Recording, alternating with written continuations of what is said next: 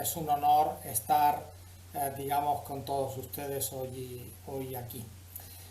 Para hablar concretamente de las acciones no clásicas de la vitamina B. Así que sin más preámbulos, iniciamos la presentación.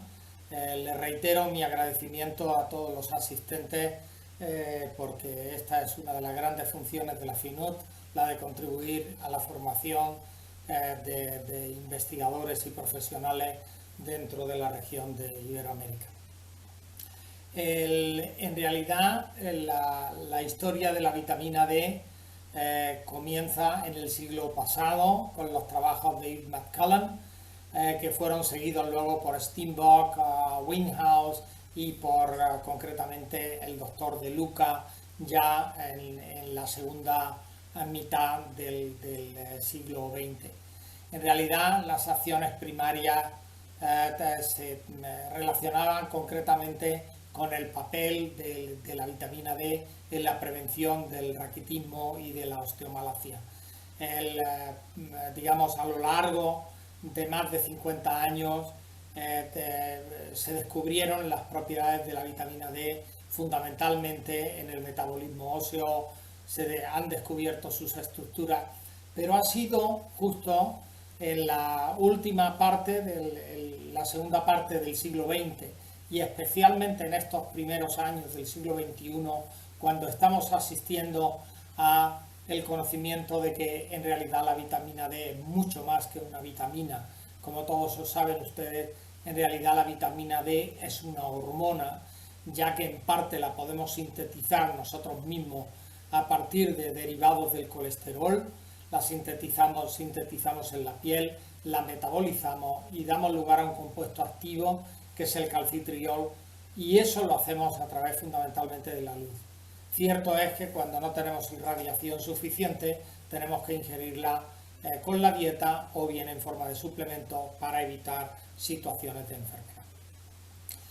Así, concretamente, el 7-dehidrocolesterol que ven aquí a la izquierda por la acción de la luz solar y en concreto de una radiación muy particular que es lo que se llama la radiación ultravioleta B, que tiene una longitud de onda entre 280 y 310 nanómetros. Con esta longitud de onda nosotros sintetizamos un compuesto que se llama previtamina D3, en la que concretamente este ciclo del perhidrofenantreno se abre entre las posiciones 9 y 10 y se forma, como ven ya, un compuesto abierto, y esta previtamina D3 se convierte en una gran cantidad de forma espontánea, se convierte en este compuesto abierto que es el que conocemos como vitamina D3 o colecalciferol, que es el nombre químico de la vitamina. En realidad, fíjense que nosotros sintetizamos en la piel, a partir, como antes dije, del 7-dehidrocolesterol, sintetizamos la vitamina D3, pero es luego, concretamente en el hígado, donde a través de una enzima, la 25-hidroxilasa, convertimos esta vitamina D3 que está ligada a una proteína de transporte de vitamina D, la convertimos en un compuesto que es el 25-hidroxicolecalciferol o 25-hidroxivitamina D3. Este es el compuesto libre circulante en el plasma más importante, es decir, el hígado lo produce, pero lo vierte a la circulación sistémica.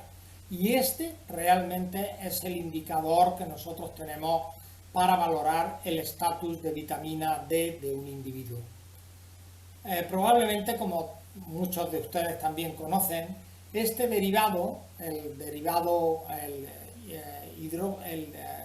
dihidroxicolecalciferol, el hidroxicolecalciferol va al riñón, y en el riñón hay una hidroxilasa, la 1-alfa hidroxilasa, es una enzima del retículo endoplásmico, de las células renales, lo convierte en dihidroxicolecalciferol o calcitriol, que así también se denomina, y este realmente es el compuesto activo de la vitamina D.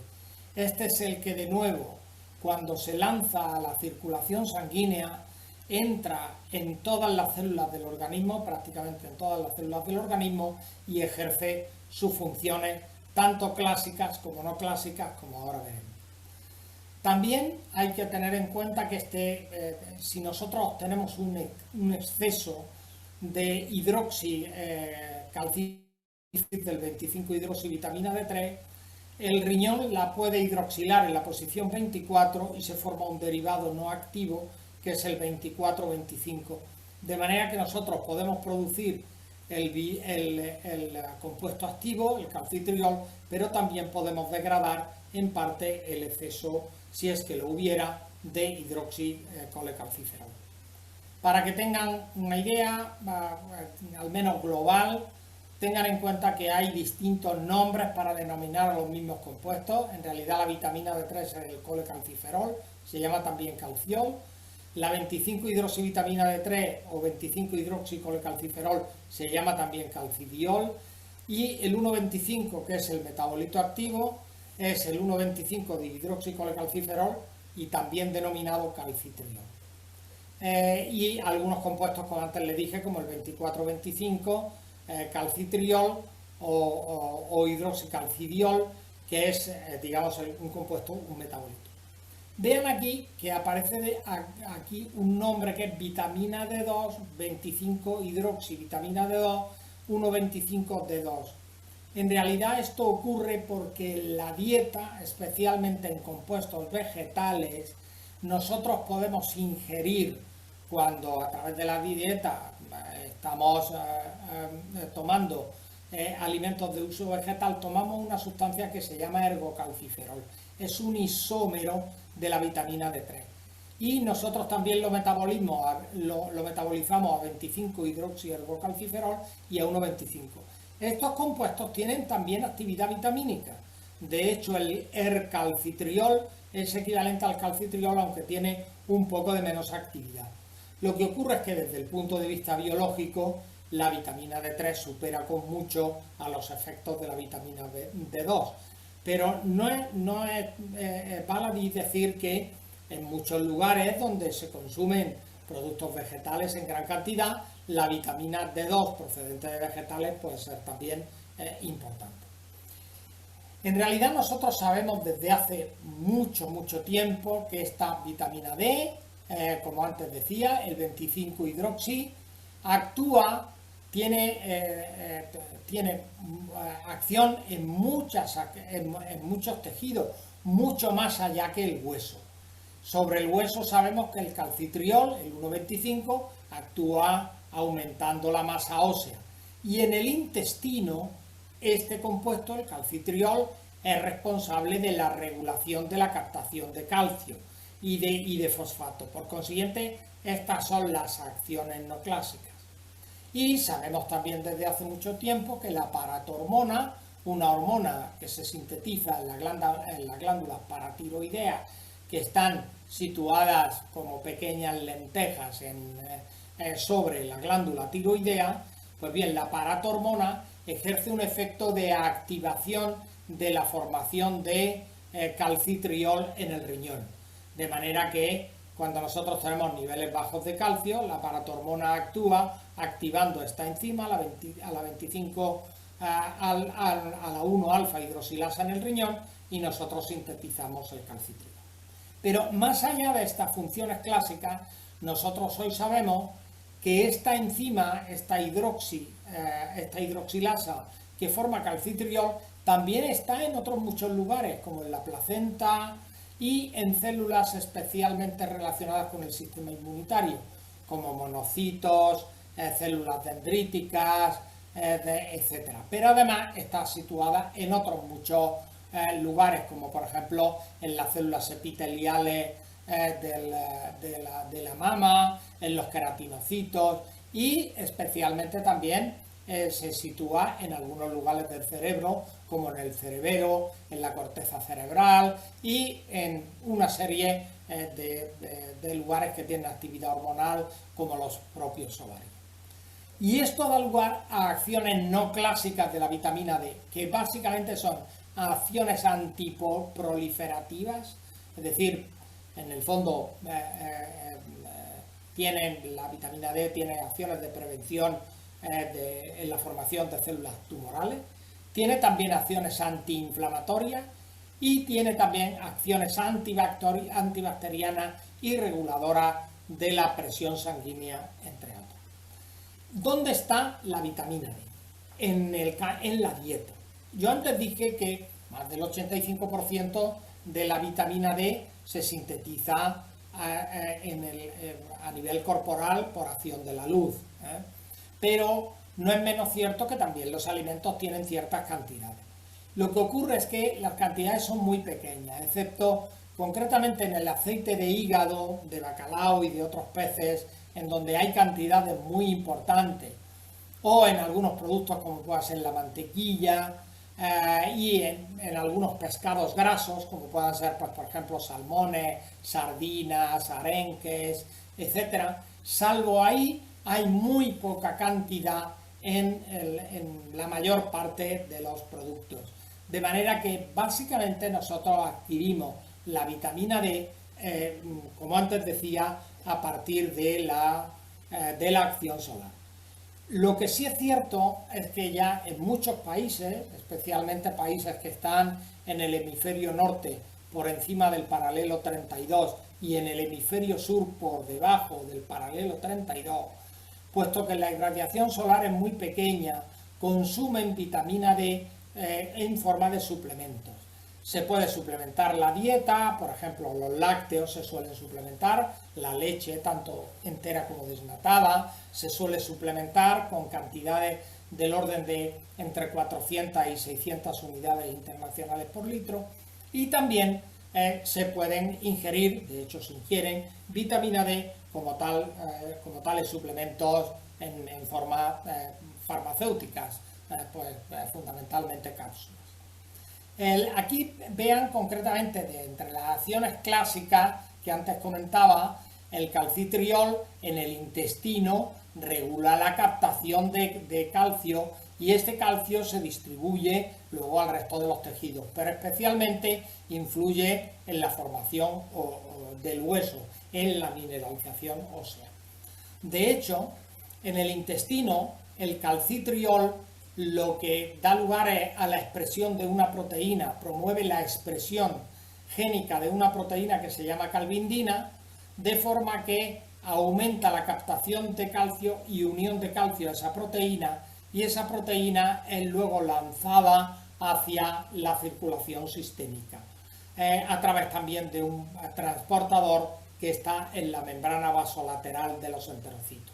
De manera que el calcitriol es realmente una hormona, es un derivado de la vitamina D, que es el metabolito activo que regula el aumento de la absorción de calcio cuando el nivel de calcio en el plasma nosotros lo tenemos bajo.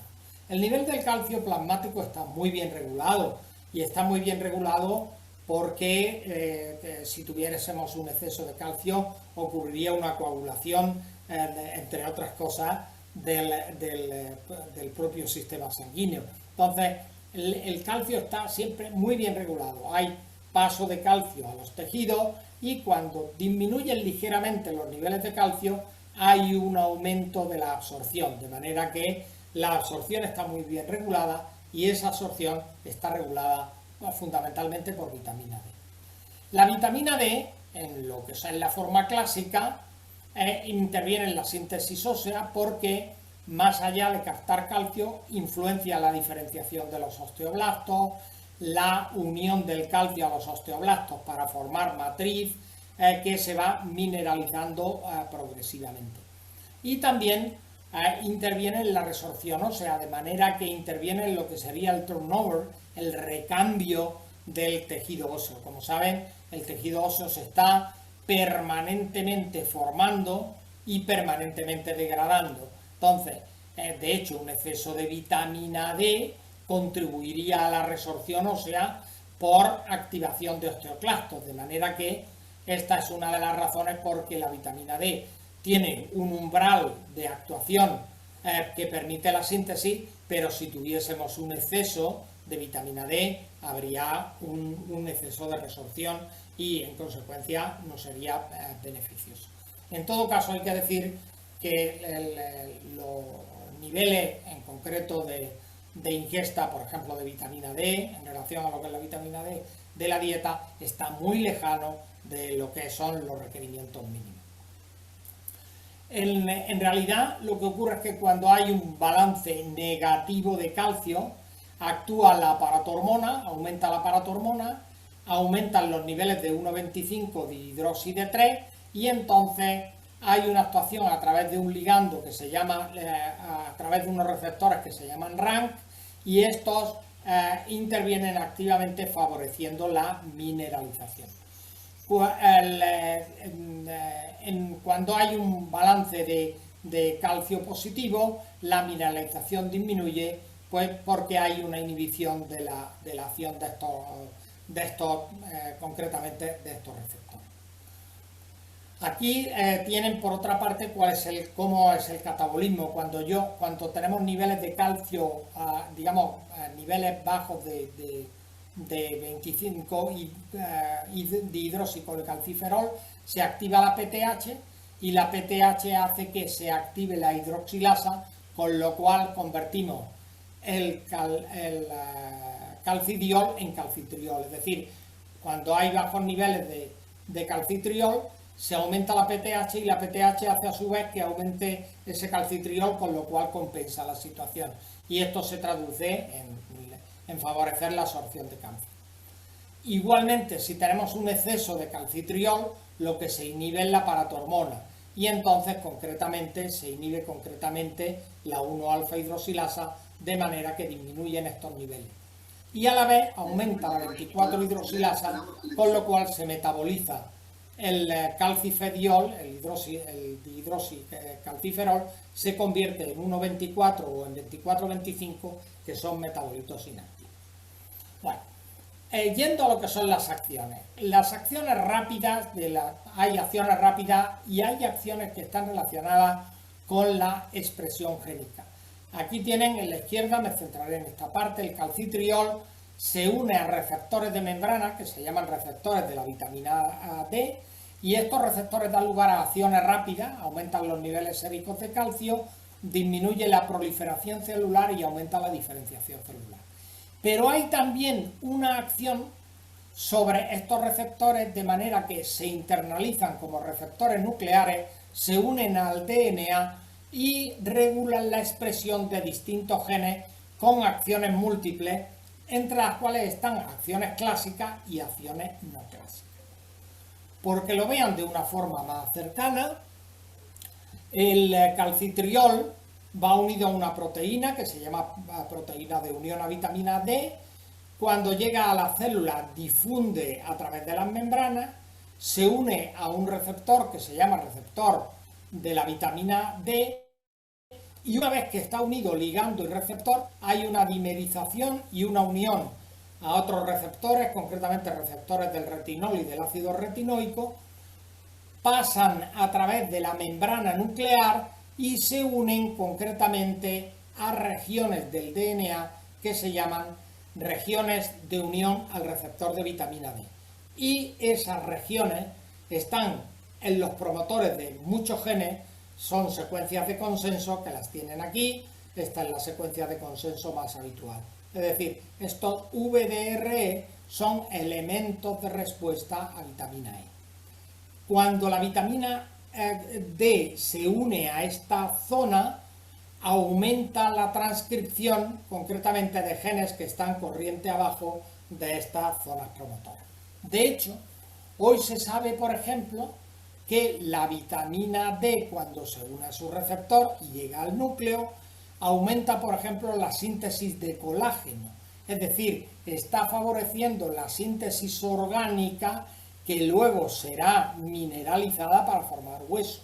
Pero también aumenta la actividad de la calvindina, de la propia 24-hidroxilasa, de la fosfatasa alcalina, es decir, de toda una serie de proteínas. Y también de algunas proteínas como la MYC, FOS y CIS, que están relacionadas con la diferenciación y la proliferación celular. Es decir, la vitamina D, más allá de favorecer la formación ósea, está implicada en la síntesis de numerosas proteínas de membrana, de proteínas que tienen actividad enzimática, de las propias proteínas transportadoras del calcio y de productos que están relacionados con la diferenciación celular. ¿Cómo ocurre eso? Realmente los receptores de vitamina D unidos a receptores de retinol suelen estar unidos a un promotor de un gen, unidos a un correpresor. Cuando llega concretamente la vitamina D unida a su ligando, lo que hace es que elimina ese correpresor y favorece, al separarse esa proteína correpresora, lo que permite es la unión de una serie de proteínas, incluida la RNA polimerasa, con lo cual se puede concretamente transcribir los genes que están más abajo. Aquí lo pueden ver mejor. El receptor de la vitamina D está unido a un correpresor, es una histona desacetilasa, pero cuando llega concretamente la vitamina D con su ligando, es decir, con el calcitriol, se une al receptor, provoca la unión por cambios conformacionales de una serie de proteínas y concretamente lo que ocurre es se forma un complejo que se llama histona acetilasa, que permite el desenrollamiento de la cromatina, y esto concretamente permite la expresión, la transcripción de numerosos genes. Hoy sabemos que se afectan muchos genes relacionados, por supuesto, con el metabolismo del calcio, como el propio Rankel, el LPR5, una serie de factores. Se activa el transporte intestinal de calcio, como el transportador V6. También se afectan la transcripción de proteínas que están relacionadas con la homeostasis del fosfato. Hay también toda una serie de proteínas que participan en el desarrollo del pelo y concretamente dependen de vitamina D. También se transcribe la proteína P21, que es una proteína fundamental en el control del ciclo celular. Por eso, cuando hay déficit de vitamina D, hay un riesgo de mayor formación de tumores. Por otra parte, también la vitamina D interviene en la formación de proteínas de citocromo que están relacionadas con la detoxificación y con algunas otras proteínas como la clozo, que es una proteína que se sintetiza fundamentalmente en el riñón y que está asociada a la longevidad, y a otras proteínas como la hormona leptina, que se sintetiza por el tejido adiposo y que está relacionada con la saciedad. Por consiguiente, la vitamina D en realidad tiene otras muchas funciones que las del propio metabolismo óseo. Interviene en otra serie de procesos, como puede ser la formación del pelo, la detoxificación de xenobióticos, la longevidad, la saciedad, etc. Y hoy sabemos que no todo el mundo actuamos de la misma forma, porque los receptores del calcitriol, el gen es un gen muy complejo. Tiene bastantes exones, como aquí ven. Este sería el gen completo que está en el cromosoma número 12. Y hay polimorfismos genéticos, es decir, que hay diferencias pequeñas, pero diferencias entre unos sujetos y otros, de manera que hace que cada uno de nosotros responda de una forma diferente a vitamina D. Pero yendo directamente a esas acciones no clásicas, más allá del mantenimiento de la homeostasis mineral que antes hemos comentado, las acciones no clásicas fundamentalmente son diferenciación celular, intervención en la diferenciación celular y en la apoptosis, y sobre todo en la inmunidad, disminuyendo la incidencia de las infecciones y contribuyendo a la regulación de la inflamación.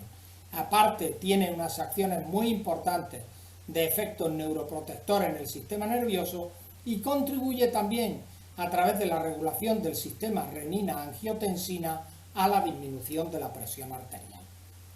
La vitamina D es capaz de potenciar la inmunidad innata y lo es porque regula la secreción de péptidos antimicrobianos en respuesta a infecciones bacteriales o virales. y esos péptidos antimicrobianos, que se llaman fundamentalmente caleticidinas, provocan la destrucción de los microorganismos. Es decir, la vitamina D es un potente activador del sistema inmunitario y actúa fundamentalmente activando macrófagos y células polimorfonucleares, es decir, potencian la inmunidad innata. Se fabrican esas proteínas, esas caleticidinas, que contribuyen a la destrucción de los microorganismos. Y además regula la respuesta adaptativa inmunitaria a través de mecanismos antiinflamatorios que protegen a los tejidos infectados donde se desarrolla la infección. Esto en realidad es un conocimiento que se ha generado en los últimos 15-20 años. Aquí pueden ver que los macrófagos, más allá de lo que hace el riñón, los macrófagos también pueden formar calcitriol. Y este calcitriol actúa concretamente inhibiendo la formación de células inflamatorias, Th17 y Th1, células T helper, y concretamente activan la formación de células T reguladoras. Y estas T reguladoras tienen una influencia notable concretamente en la tolerancia a los antígenos del ser vivo, concretamente del humano. Pero más allá de eso, la activación de esta enzima, de este citocromo, del CYP27B1, esto da lugar a que se produzcan estas catecolicidinas que antes les decía, estos péptidos, y estos péptidos se unen concretamente a bacterias y causan la muerte de las propias bacterias. Luego ven aquí que la vitamina D tiene una acción sobre la inmunidad innata a través de la mayor capacidad de muerte bacteriana, pero también es capaz de regular la inmunidad adaptativa a través de la inhibición de células proinflamatorias y también de células alergénicas, mientras que activa concretamente la formación de células T reguladoras. En concreto, la vitamina D se tiene actualmente mucha información en relación a la inmunidad innata, interviene concretamente en la maduración de las células dendríticas y en la diferenciación de los macrófagos, aumenta, como antes les decía, la capacidad de muerte bacteriana, disminuye las citoquinas proinflamatorias y también disminuye la presentación de receptores que captan antígenos. En lo que se refiere a la inmunidad adaptativa, hay una supresión de la actividad de las células TH y hay una activación de las células T reguladoras, con disminución concretamente de la inflamación y de los fenómenos de autoinmunidad. En realidad, ¿qué es lo que ocurre? Esta sería una situación.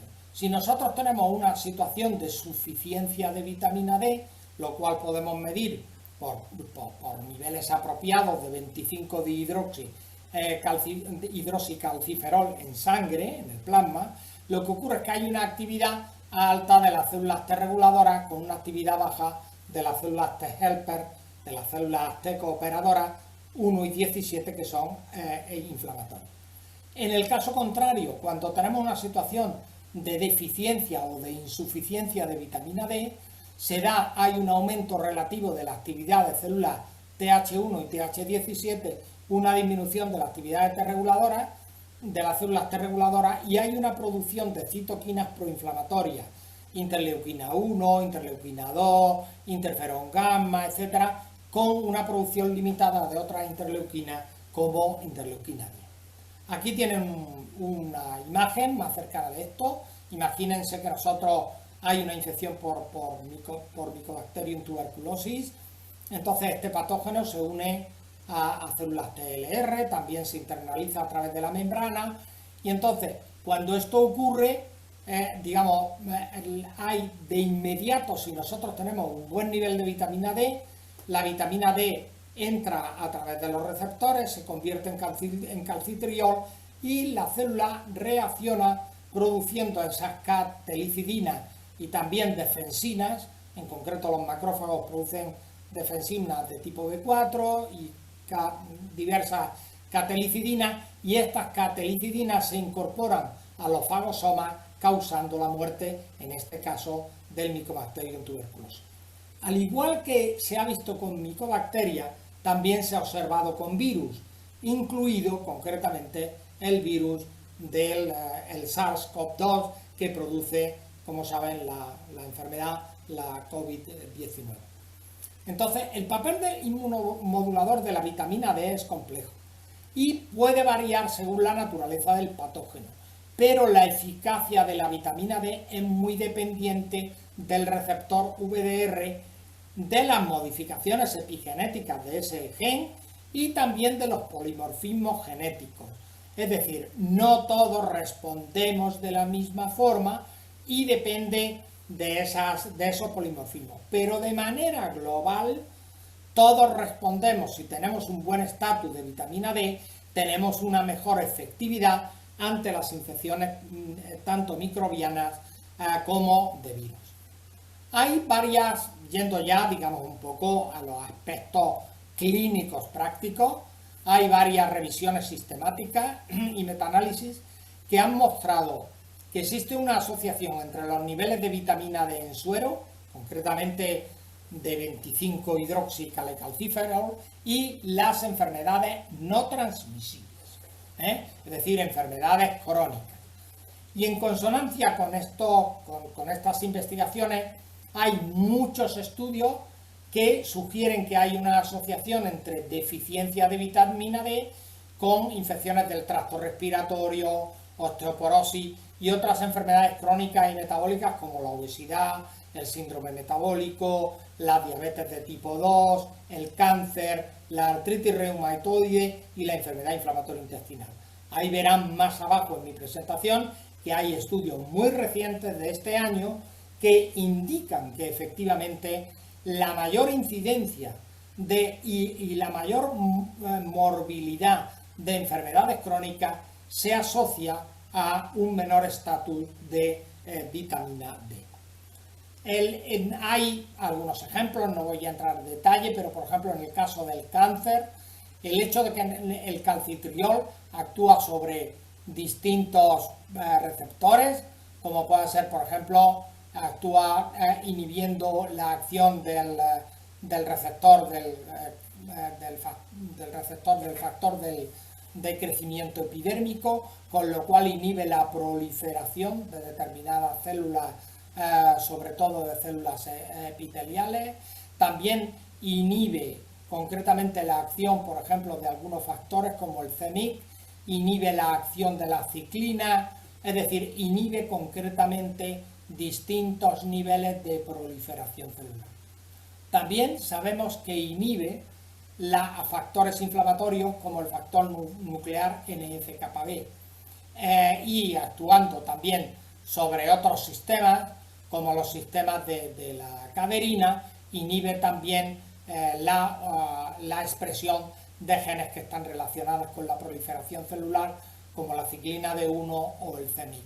En definitiva, la vitamina D ejerce acciones muy importantes en la prevención de algunas enfermedades crónicas y especialmente del cáncer. De hecho, en este momento se están desarrollando toda una serie de sustancias con actividad farmacológica que son derivados de la vitamina D que se están utilizando en la quimioterapia contra el cáncer.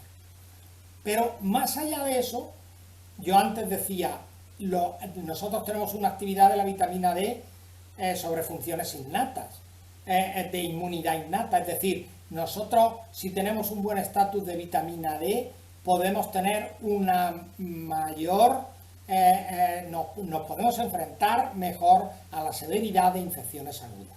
De hecho, varios estudios, metaanálisis, de numerosos estudios publicados en la literatura, han observado concretamente la relación entre concentraciones sanguíneas de vitamina D, de 25-hidroxicalcalciferol, y el riesgo de estas enfermedades agudas. Por ejemplo, el déficit de vitamina D puede predecir el riesgo de tuberculosis de forma dosis dependiente. Y esto se ha demostrado en un estudio que se publicó concretamente hace 2 años. Por otra parte, hay una relación inversa, es una relación curvilínea, entre las concentraciones sanguíneas de vitamina D y el riesgo y la severidad de infecciones respiratorias agudas en adultos y adolescentes. También se ha descrito una correlación inversa entre las concentraciones de vitamina D y la incidencia y severidad de las infecciones del tracto respiratorio bajo en los niños.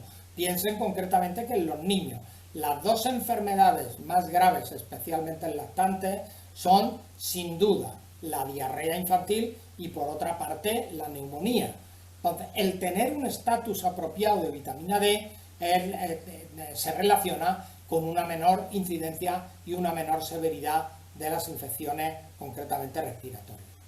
Y concretamente también cuando hay niños que tienen enfermedades críticas, el déficit de vitamina D se asocia con una mayor mortalidad, como se publicó también en British Medical Journal hace 2 años.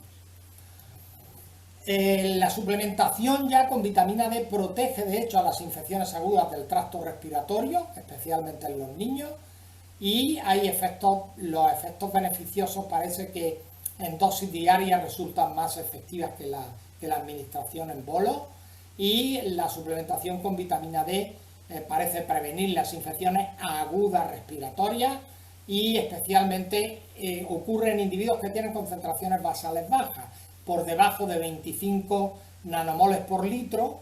Este es el nivel que se considera nivel de riesgo. Ya por debajo de 20 se considera, dependiendo de los autores, por debajo de 20 o 15 nanomoles litro ya se considera deficiencia.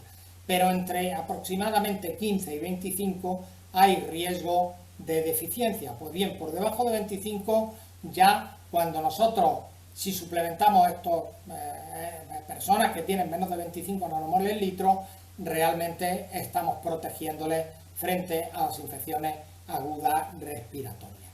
Y las dosis diarias o semanales son más efectivas que bolos separados por el tiempo. La suplementación con vitamina D, eso sí, no parece reducir la incidencia de infecciones por gripe, pero reduce moderadamente la infección viral respiratoria no dependiente de gripe, sino de otras bacterias, etc. Se ha demostrado, por ejemplo, en un estudio en Vietnam. Existe también una relación entre la vitamina D y la microbiota nasofaríngea y la gravedad de la bronquiolitis, cuando Haemophilus influences es el perfil dominante en la microbiota nasofaríngea. Entonces la hospitalización ocurre en sujetos preferentemente que tienen niveles bajos de vitamina D. Y los datos sobre los efectos terapéuticos de la vitamina D como coadyuvante de los antibióticos en la neumonía infantil, hay que decir que aún son limitados y que se necesitan más estudios. Y finalmente, tenía que hablar de los efectos concretamente de la vitamina D y del cobre. En realidad, el hecho de que la vitamina D provoque la formación, aumente la actividad de la inmunitaria innata, hace pensar que un aporte o concentraciones adecuadas de vitamina D podrían prevenir de complicaciones graves de la neumonía que se origina, de la neumonía bilateral que se origina por el virus, por el coronavirus 2, que origina la enfermedad COVID-19. Les podría hablar de muchos artículos porque hay muchos, pero me he ido directamente a la última revisión que acaba de publicarse por la Cochrane, una revisión sistemática que es una revisión abierta, es decir, se está alimentando continuamente con nuevos estudios. Entonces, realmente los fundamentos de esa revisión están basados en que los suplementos de vitamina D podrían ser de utilidad, es decir, y esta revisión lo que trata es de evaluar si los suplementos de vitamina D son eficaces y seguros para el tratamiento de la COVID en comparación con un placebo, es decir, con no dar suplementos de vitamina D, ¿no? Y por supuesto es necesario, piensen que es necesario conocer a fondo realmente cuáles son la eficacia y la seguridad de esos suplementos, no basados en hipótesis, sino basados en ensayos controlados aleatorios. Entonces, se han analizado hasta ahora 3 estudios con más de 350 participantes. Un estudio se ha realizado en Brasil, los otros 2 se han realizado en España, concretamente uno en Córdoba y otro en Madrid. Y en 2 de los estudios tenían participantes con COVID-19 grave, uno tenía participantes con COVID leve o sin síntomas, y todos los participantes habían dado positivo con la prueba PCR, que es la prueba, como saben, más precisa disponible. Entonces, los estudios administraron a los participantes diferentes dosis de vitamina D, han utilizado también tiempos distintos.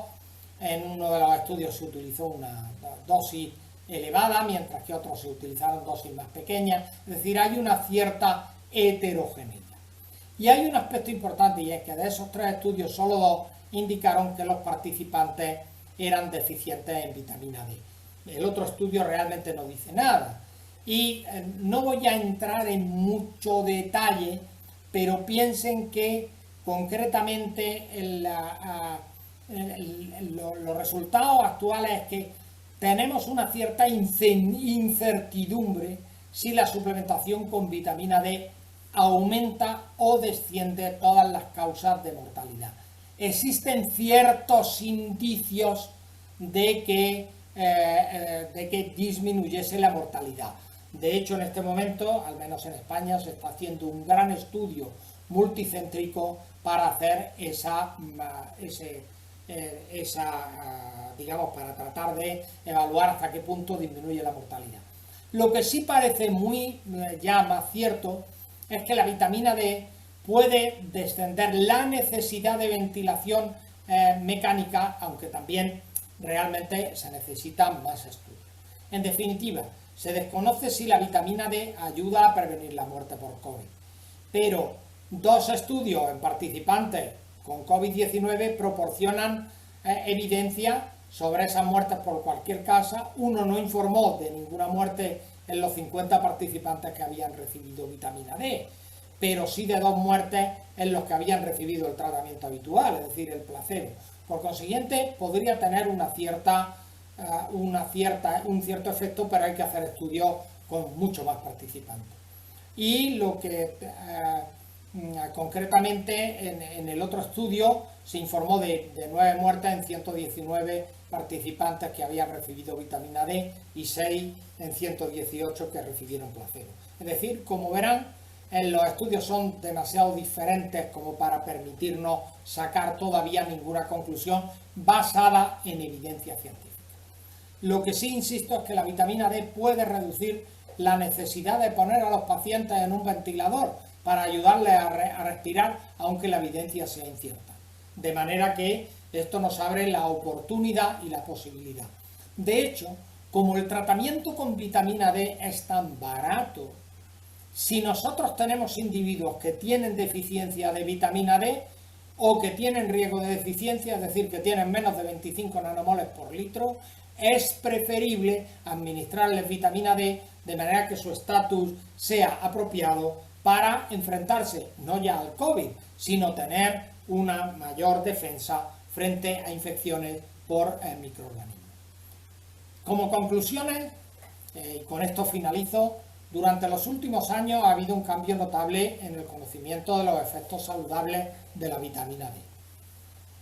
A las funciones clásicas como determinante del metabolismo mineral y del raquitismo, así como a su importancia en la homeostasis del esqueleto y en la prevención de la osteoporosis, se le han unido sus funciones como potente agente inmunomodulador.